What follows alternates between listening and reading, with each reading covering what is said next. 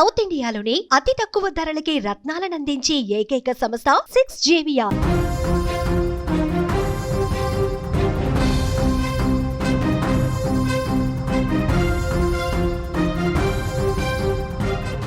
AP రాజకీయాలలో మరో సంచలన పరిణామం చోటు చేసుకుంది. వైసీపీ సీనియర్ నేత మాజీ స్పీకర్ తమ్మినేని సీతారాం, ఆయన భార్య వాణి, కుమారుడు చిరంజీవి నాగ్ పేర్లు ఇప్పుడు శ్రీకాకుళం జిల్లాలో నమోదైన కోట్ల రూపాయల భూ వివాద కేసులు వినిపిస్తున్నాయి.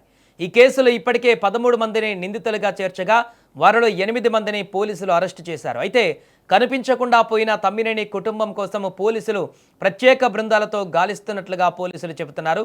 ఇక బతికే ఉన్నటువంటి వ్యక్తిని చనిపోయినట్లు చూపిస్తూ నకిలీ మరణ ధృవీకరణ పత్రం సృష్టించారనే ఆరోపణ ప్రధానంగా వినిపిస్తోంది. శ్రీకాకుళం జిల్లా చాపురం పంచాయతీ పరిధిలో సుమారు 4 కోట్ల రూపాయల విలువైన 900 గజాల స్థలానికి సంబంధించి ఈ వివాదం వెలుగులోకి వచ్చింది. ఇక పోలీసుల కథనం ప్రకారం అసలు భూమి యజమాని జీవించి ఉండగానే ఆయన చనిపోయినట్లు నకిలీ మరణ ధృవీకరణ పత్రం రూపొందించారని చెబుతున్నారు. ఇక అక్కడితో ఆగకుండా ఒడిశాకు చెందిన ఓ మహిళను ఆ యజమాని ఏకైక వారసురాలిగా చూపిస్తూ నకిలీ వారసత్వ పత్రాలు సృష్టించి చివరికి ఆ భూమిని తమ్మినేని కుమారుడి పేరిట రిజిస్ట్రేషన్ చేయించేందుకు కుట్ర జరిగిందని పోలీసులు చెబుతున్నారు.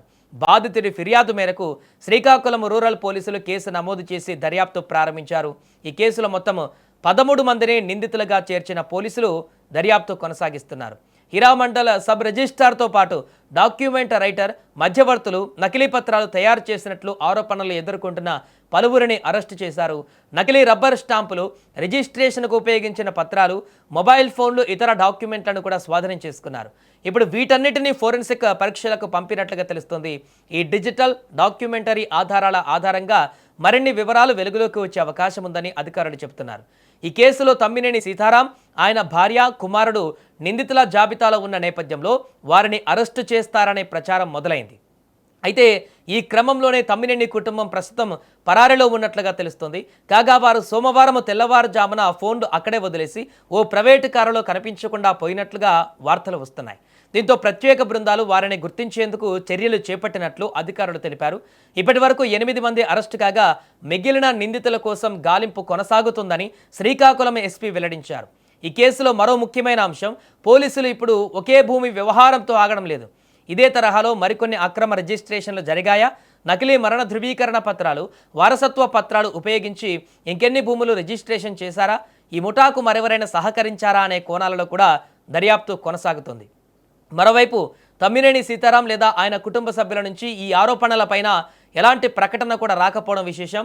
ఈ కేసులో నమోదైన ఆరోపణలు ప్రస్తుతం దర్యాప్తు దశలో ఉన్నాయి.